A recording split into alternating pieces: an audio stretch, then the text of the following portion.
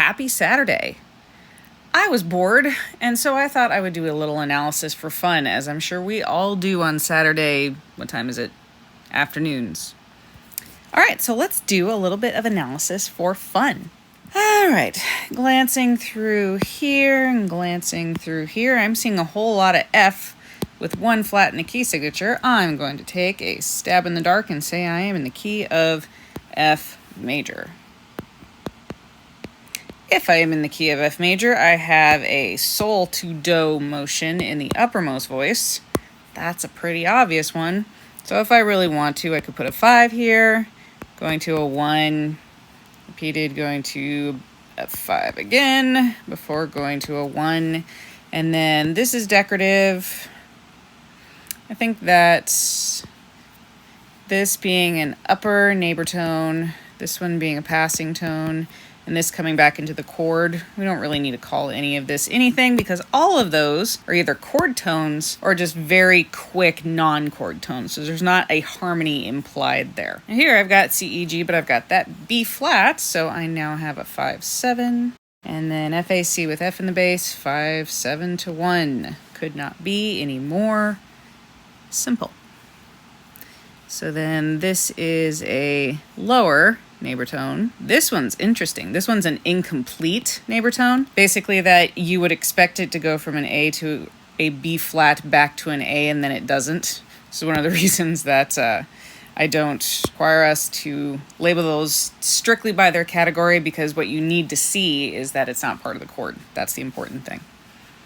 Back to a 5, the implied 5 being, oh, not quite a mirror of the first phrase. This must be a Mozart.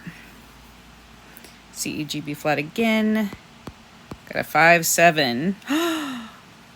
He broke the law here. So the interesting thing here is that this is a 5, 7 chord that is then going to a 5, 2 chord, because we have C, E, G, B flat, but the B flat's on the bottom. You are not supposed to go from an inversion of 5, 7 to a root position 5, 7. If this is a 6, 5 or 4, 3 and it's going this direction, that's okay. But you are definitely not supposed to go from a 5, 7 to something in its inversion. If you think about it, 5, 7 is very, very stable, very, very strong. It is the thing to lead back to one, the strongest, the most obvious. So it would be completely counterintuitive in this century to do a 5, 2, but that's exactly what they did. Remember that 5, 2 is also referred to as 6, 4, 2. And this is only if you would like to. Did you notice I did that in dum bum bum? I digress. Okay. Remember that this is just an abbreviation of this idea. What this means is that above the bass note, we have a note that is a 6th above, we have a note that is a 4th above, and we have a note that is a 2nd above. And then our root down here. All of these numbers relate to how far they are above the root. Excuse me, not the root. Above the bass. Above the bass. Okay. So, this is a Mozart, and that's a no-no. Very interesting. Where did he go from there? Looks like a 1, 6. And again, we've got passing, passing, passing.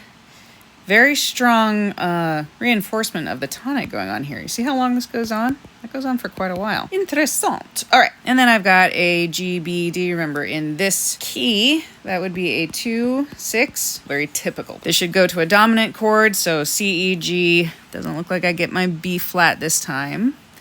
Makes sense, I guess, since it's the middle of a phrase, although interesting that we got the 5, 7 in preparation to go here, but not in preparation to go here.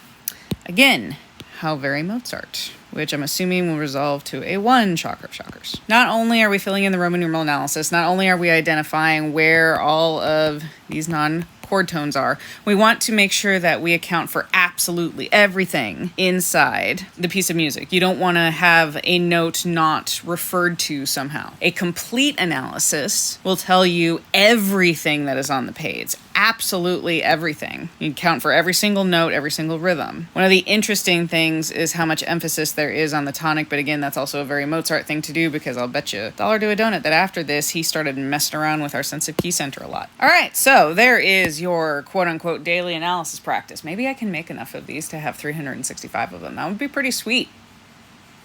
That'd be pretty hard. Anyway, thank you very much and enjoy your weekend.